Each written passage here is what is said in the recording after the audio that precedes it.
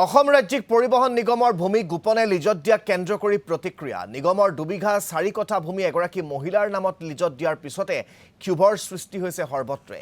এটা বছৰৰ পূৰ্বে নিগমৰ বাসস্থান স্থানান্তৰৰ পিছতে বণিক গোষ্ঠীৰ চকু পৰিছিল চৰকাৰী ভূখণ্ডত পূব বিলাসীপাৰাৰ প্ৰাক্তন বিধায়ক অশোক সিংহীৰ ঘনিষ্ঠ লিলি দাস নামৰ এগৰাকী মহিলাৰ নামত কৌশলগতভাৱে লিজ চুক্তিত হস্তান্তৰ হোৱাত ৰহস্যৰ সৃষ্টি হৈছে তাকে লৈ বিভিন্নজনে প্ৰতিক্ৰিয়া ব্যক্ত কৰিছে আমাক সেই সন্দৰ্ভত সবিশেষ জনাব নামনি অসমৰ ব্যুৰো চিফ সীমান্ত চৌধুৰী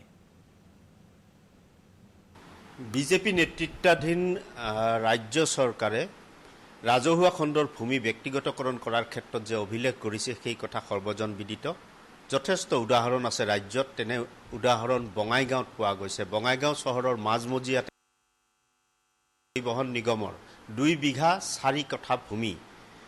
90 বছৰৰ বাবে লিজত দিয়া হৈছে বিলাসীপাৰাৰ লিলি দাস নামৰ এগৰাকী মহিলা কিহৰ বাবে দিয়া হ'ল তাৰ কোনো আজিলৈকে হেয়া ৰহস্যৰ আৱৰ্তত হৈ আছে কিহৰ বাবে দিয়া হ'ল ইতিপূৰ্বেও কিন্তু সেই ভূমিৰ ওপৰত চহৰখনৰ মাজমজিয়াত ইতিপূৰ্বে তাত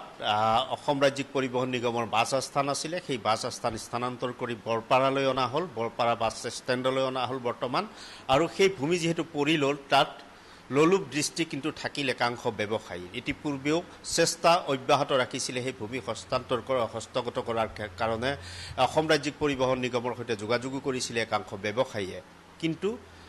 অৱশেষত শেহতীয়াকৈ লিলি দাস নামৰ এগৰাকী মহিলাই লাভ কৰিলে লিলি দাস নামৰ মহিলাগৰাকীৰ এই ভূমি মোৰ সৈতে এই মুহূৰ্তত আছে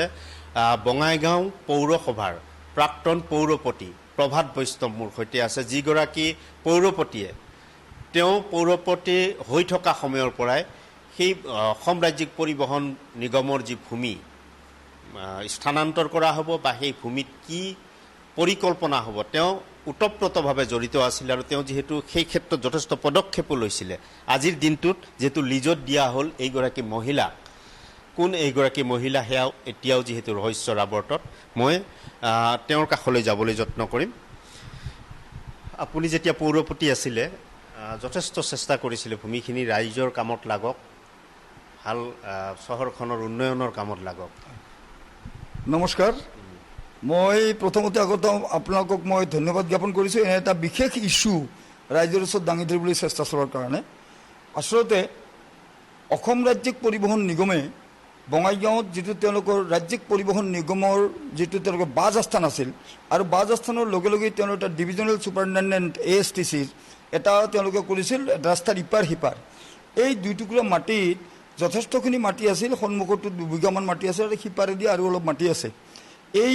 2 টুকুৰা মাটি উপযুক্তভাৱে সদ্ব্যৱহাৰ কৰাৰ কাৰণে কাৰণ লোকেশ্যন মানে ইমানেই সুন্দৰ মানে এটা ব্যৱসায়িক লোকেশ্যন যে তাতে কেইবাটা বস্তু সংযোজিত হৈছে 1 নম্বৰ ষ্টেট আমাৰ ৰেলৱে যিটো ষ্টেচন বঙাইগাঁও ৰেলৱে ষ্টেচন এই ৰেলৱে ষ্টেচনৰ মুখে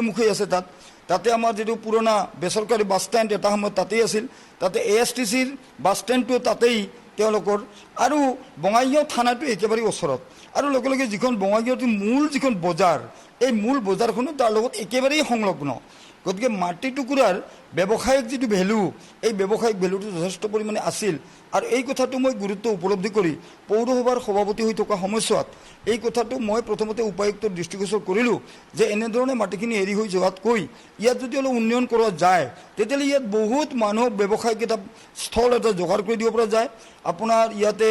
কিছু নিবনুৱা যুৱক যুৱতীক কৰ্মসংস্থাপন কৰিবলৈ দিয়া যায় ব্যৱসায়ী নতুন ব্যৱসায়িক সৃষ্টি কৰিব পৰা যায় এনেকুৱাৰ উপৰিও মাটি টুকুৰাত যদি ডাঙৰ প্ৰজেক্ট লোৱা যায় তেতিয়াহ'লে এটা বিবাহ ভৱন জাতীয় এটা প্ৰকাণ্ড ডাঙৰ এটা আমি বিবাহ ভৱন জাতীয় বা তেনেকুৱা এটা হল অডিটৰিয়াম এটাও আমি নিৰ্মাণ